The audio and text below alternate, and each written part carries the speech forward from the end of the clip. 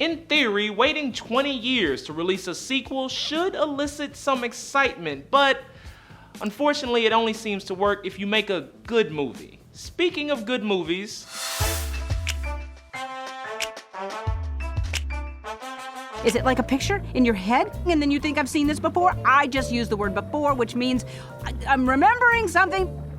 What was I talking about? Holding on to the #1 spot this weekend in commanding fashion is Finding Dory, bringing in an estimated $73 million in its second weekend.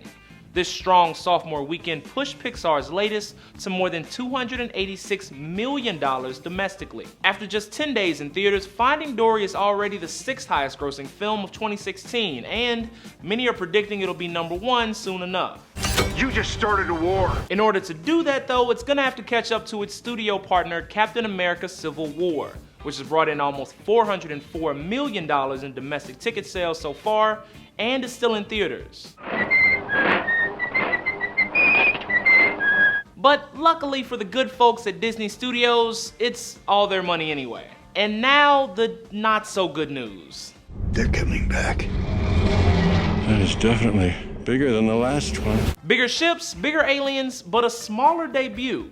Taking a very non-blockbuster like bow at #2 is Independence Day Resurgence, earning almost $42 million. That's a long way from the $165 million Fox paid to destroy some new landmarks. In fact, it's actually a smaller debut than the original Independence Day. You know, the one that came out in 1996. So what happened? In the past, we've seen this formula work just fine. You take a popular 90s movie,